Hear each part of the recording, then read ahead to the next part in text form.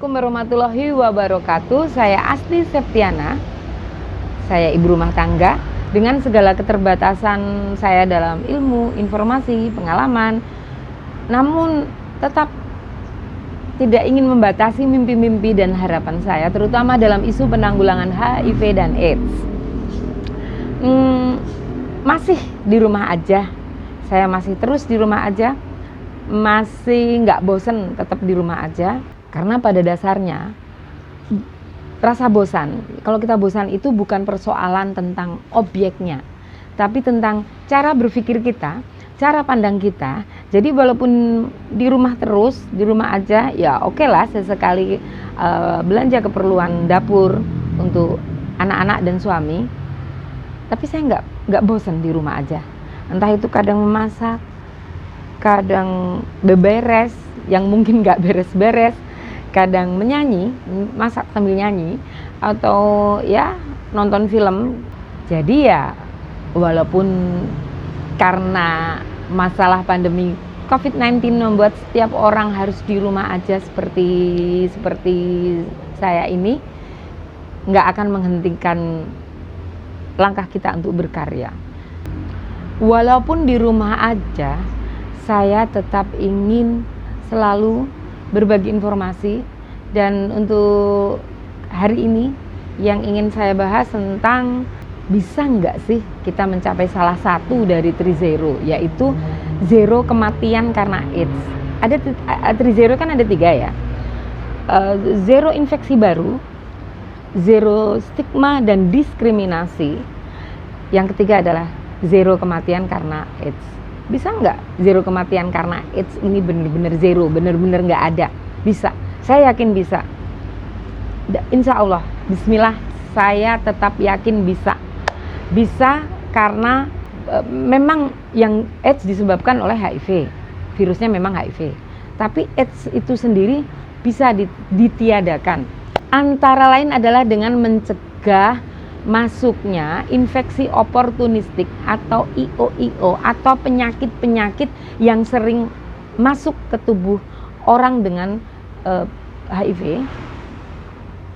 Antara lain IO yang sering ada itu sebagian besar orang dengan HIV AIDS atau sebagian besar ODA itu mengalami IO yang namanya TB, tuberkulosis.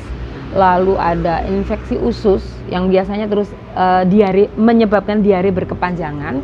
Terus ada lagi pneumonia, ada lagi CMV, cytomegalovirus, ada lagi toxoplasmosis, ada sarkoma kaposi, ada kandidiasis, herpes, meningitis, lalu limfoma, kanker serviks. Ya, berbagai infeksi oportunistik atau penyakit bisa masuk ke tubuh seseorang yang sudah terinfeksi HIV. Karena HIV itu virus yang menyerang kekebalan atau sistem kekebalan tubuh manusia. Karena kekebalannya nggak ada, ibarat negara itu nggak ada tentaranya, maka musuh-musuh yang dalam hal ini musuh badan kita itu penyakit, itu akan mudah masuk. Nah, semua IO bisa diobati, insya Allah bisa diobati, bisa hilang. Artinya AIDS kan nggak ada, atau bisa dicegah,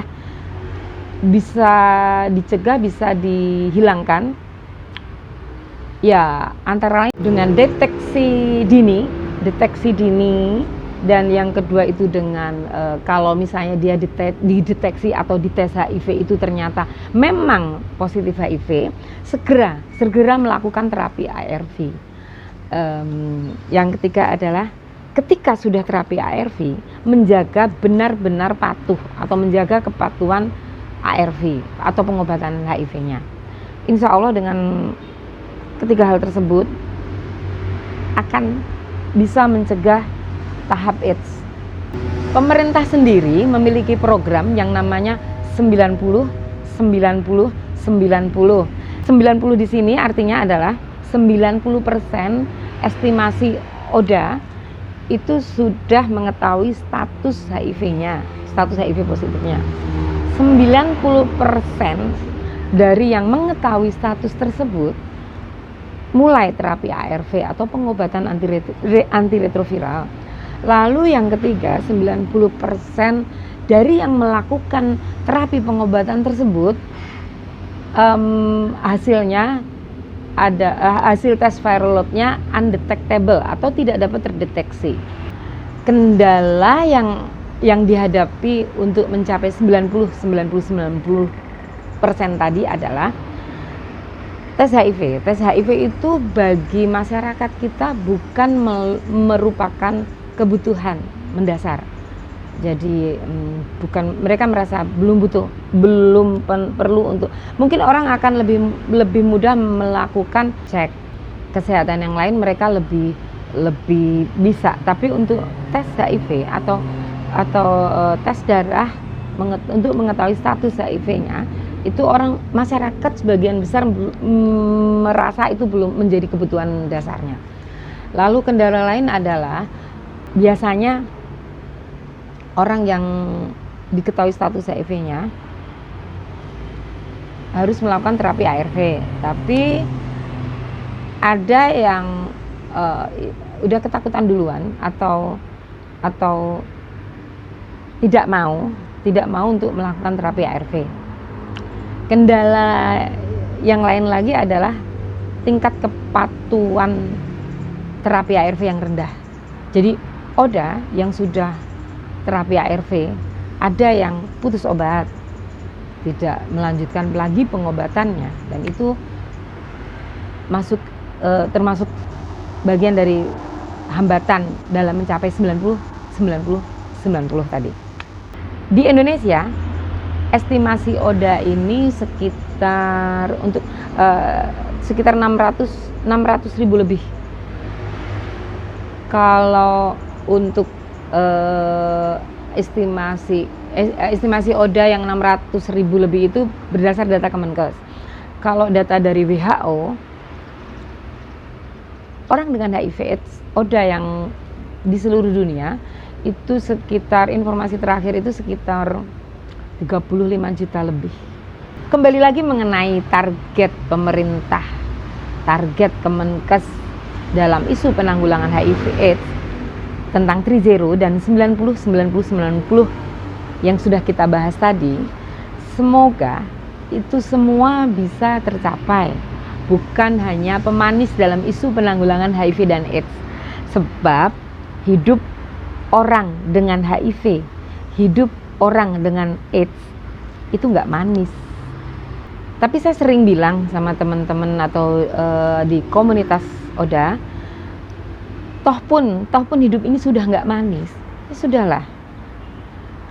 Mungkin mereka masih menganggap bahwa stigma dan diskriminasi masih ada dalam kehidupan mereka. Tapi saya selalu bilang, virus HIV hanya menyerang sistem kekebalan tubuhmu, dan itu bisa dicegah dengan terapi ARV agar tidak sampai pada tahap AIDS.